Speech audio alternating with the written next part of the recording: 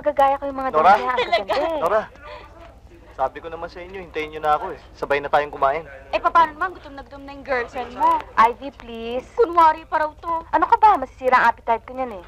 Tagal-tagal na naliligaw ng tao eh. Sagutin mo na para matigil na. Oo nga naman. Hindi, kumain na lang tayo sa labas. Kasi sigurado mahaba na naman ang pilar yan eh. Huwag na, dito na lang. Sige na. Sige na.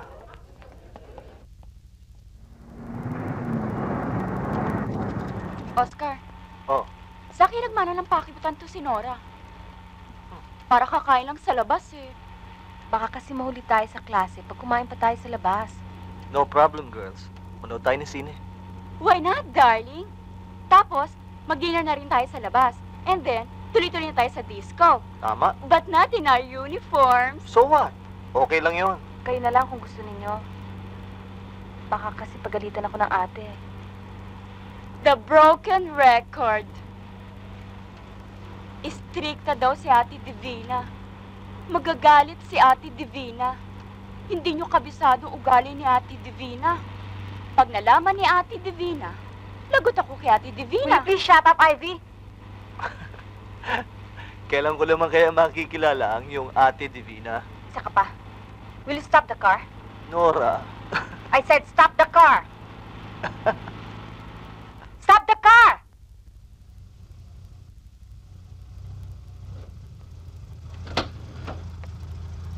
Hindi niyo pa nakikilala ang ate ko kung ano-ano na sinasabi niyo.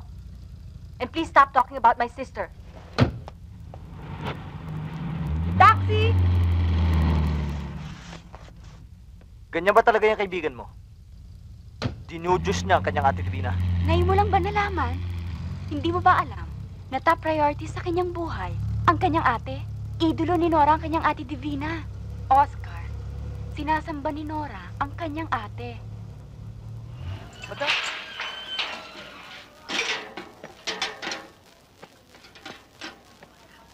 Devi, dinalang kita ng mga sigarilyo, oh. Ito, oh. At saka mga damit.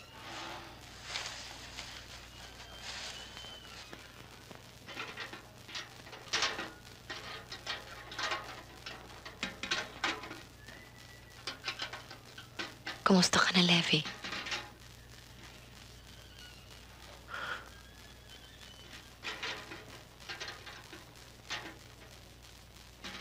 Buti hindi ka nagsasawang dalawin ako. Ba't mo naman nasabi yun? Alam mo namang hindi ako magsasawang dalawin ka kahit kailan, hindi ba? Gil, hindi na yata ako makakalabas dito, Gil. Makakalabas ka rin, Levi. Tigilan mo lang yung ka-attempt mong tumakas. Nagkakanda patong-patong tuloy ang sentensya mo eh. Tumututol Gil ang kabuhan ko. Bawat parte ng katawan ko sa pagkakakulong ko rito. Marami naman dyan sa labas. Mas kriminal pa sa akin. Nagpapasasa lang sa buhay. Gagawa tayo ng paraan, Levi. Gil, naalala mo noon? Nung bata pa tayo. Ang sabi ko, ang pangarap ko ay kumita balang araw ng 1 milyon. Gil, wala na ngayon yun. Tulungan mo ako makalabas dito, Gil. Unti-unti nila ako sinisira dito. Dahan-dahan nilang hinihikop ang aking pagkatao. Tulungan mo ako bago ako maupos, Gil. Gagawin ko ang kahit ano. Makalabas lang ako dito, Gil. Levi. Levi. Gil. Tulungan mo ako.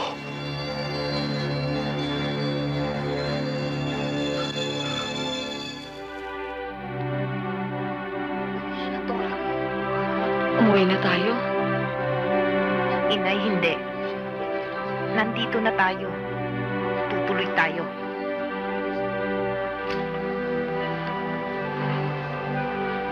Ano yung skandalo ito?